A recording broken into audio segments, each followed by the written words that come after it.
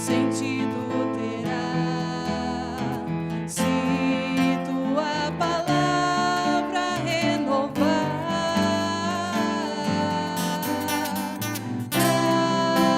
Aleluia, aleluia,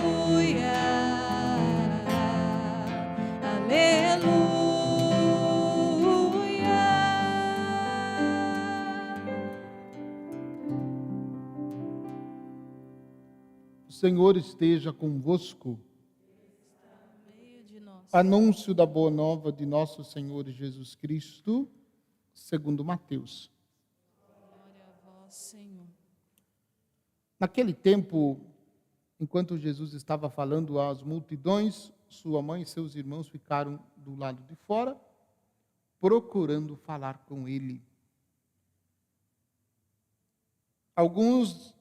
Alguém disse a Jesus: olha, tua mãe e teus irmãos estão aí fora e querem falar contigo.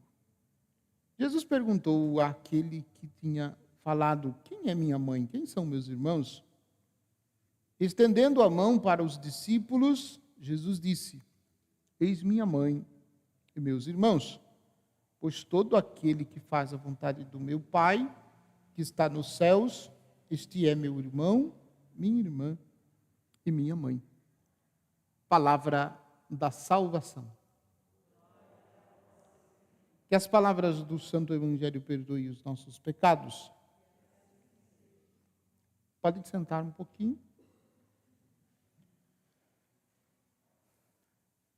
3 pensamentos, 3 pequenas ideias para a gente meditar um pouquinho. Primeira, quando olhamos este texto,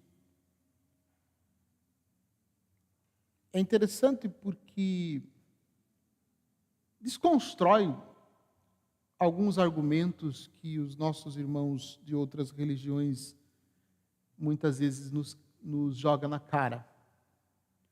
A história dos irmãos de Jesus, quando afirmam, ou na tentativa de ofender ou de desvalorizar a pessoa da Virgem Maria, jogam na cara da gente dizendo que, mas ela teve outros filhos, Jesus não foi o único filho que ela teve. Claro que se a gente olhar o que Jesus disse, né, no alto da cruz, mãe, eis aí o teu filho, filho, eis aí a tua mãe, é evidente que ela teve mais filhos. Somos nós, uma multidão de filhos. Né? Mas, quando eles querem, né, desvalorizar a Virgem Maria, eles usam isso de outra maneira, não olhando para o mistério da cruz, mas eles, né, quase que, meio que desvirtuam a própria existência da Virgem Maria, como dizendo que ela é também, né, uma como todas as outras.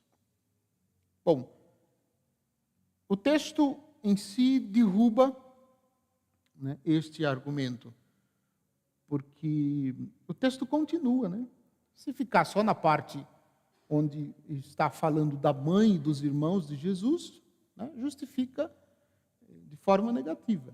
Mas se continuar lendo, né, o versículo seguinte, versículo 49, Jesus diz, né, 48, 49, Jesus diz, a pergunta que Jesus faz é uma pergunta interessante. Né, porque quando ele pergunta para ensinar, né, sempre para ensinar. Nós, às vezes, nós perguntamos para aprender ou para ensinar. Jesus só perguntava para ensinar. E cada pergunta que Jesus fazia era, né, uma bordoada, né, uma paulada, como eu gosto de dizer. E ele pergunta, quem é minha mãe? Quem são os meus irmãos? Porque o contexto é, Jesus está falando para a multidão, e alguém do meio da multidão chega falando, tem aí fora sua mãe e seus irmãos estão aí, querem falar contigo.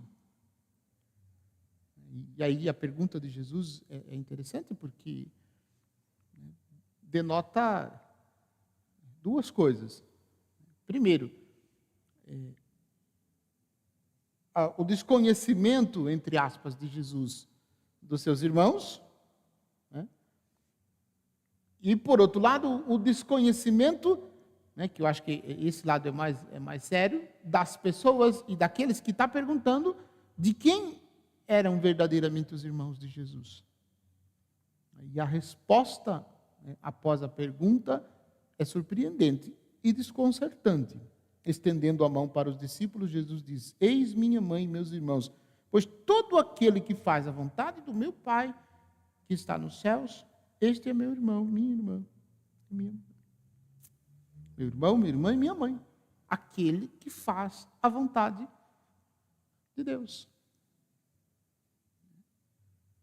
Então, isso é misterioso, né? Isso é profundo. Isso é significativo para nós. Então, fazer a vontade do Pai, nos tornamos também irmãos de Jesus. Claro que a gente precisa ouvir o que ele diz e colocar em prática. Não basta só, né, somente ouvir, mas precisa colocar em prática também. Então, esse é o primeiro ponto. Primeira ideia. Os irmãos de Jesus são aqueles que escutam atentamente a palavra de Deus e as põem em prática. Então, nesse contexto, nós podemos inserir nesse grupo.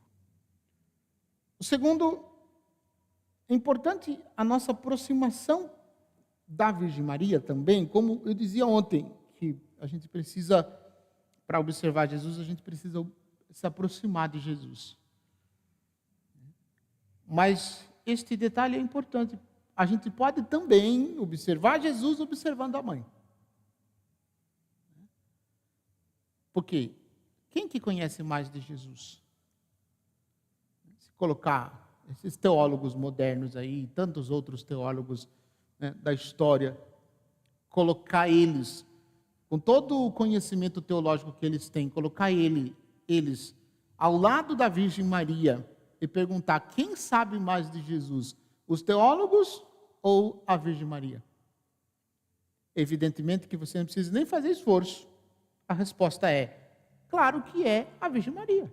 Ela sabe muito mais, infinitamente muito mais, do que todos os teólogos juntos. E olha que tem teólogos na história da igreja muito bons, inclusive teólogos marianos, né? Que desenvolveram teologia a partir da vida de Nossa Senhora. A própria revelação, né, do escapulário, um homem santo. Mas ninguém na face dessa terra conhece mais Nossa Senhora, eu digo, nosso Senhor Jesus, do que a Virgem Maria. Ninguém. Ninguém. Então, se nós queremos seguir aquilo que disse Jesus no Evangelho e entrar para o grupo dos irmãos dele, a gente precisa também observar a mãe dele. Porque observando a mãe dele, nós também aproximaremos dele, porque ela vai apontar para ele, ela não vai trazer para si, ela vai apontar para ele. E todos os que se aproximam da Virgem Maria com piedade, com devoção, com reta intenção, se aproximam de Jesus, naturalmente. Então, é preciso a gente seguir também este exemplo. A terceira ideia é uma frase que eu li na oração que me chamou muito a atenção. Que a oração nos convida a subir o monte, né, o Monte Carmelo, ali citado, e diz que a subida desse monte é significativa porque o monte é o próprio Jesus. É o próprio Jesus, né, o monte, né, entre aspas, o Monte Carmelo. Então, o texto da oração nos convida, né, justamente essa aproximação de Deus. Aproximavam-nos de Deus por meio de Jesus. Né, por meio de Jesus. E aí, né, nós poderíamos interpretar, ou poderíamos afirmar de outro modo. O desejo mais profundo, como eu já disse outras vezes, o desejo mais profundo do nosso coração é nos unir a Jesus. É sermos com Jesus um só coração. É termos o nosso coração na mesma frequência do coração de Jesus. Então, esse é o caminho de santidade que nós precisamos percorrer. Se nós desejamos a santidade, nós precisamos necessariamente percorrer este caminho. Sem Cristo, sem Jesus, não é possível a gente chegar à perfeição do amor e, por fim, à santidade. Que a perfeição do amor é a santidade. A perfeição do amor e a santidade é a mesma coisa.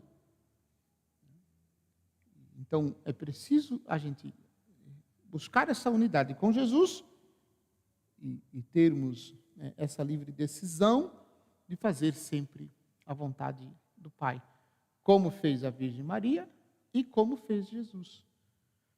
E com isso, nós receberemos do Senhor também o Espírito Santo, que é justamente a graça que nos possibilita viver esta unidade, esta proximidade com Ele, tirando do coração tudo aquilo que não nos leva para Deus, ou afastando de nós tudo aquilo que nos afasta de Jesus, colocando em prática sempre os seus ensinamentos. Peçamos a Jesus que nos dê perseverança e que nós possamos cada vez mais aprofundar a nossa experiência dele para seguir em tudo aquilo que ele nos diz, aquilo que ele nos ensina no Santo Evangelho. Louvado seja nosso Senhor Jesus Cristo.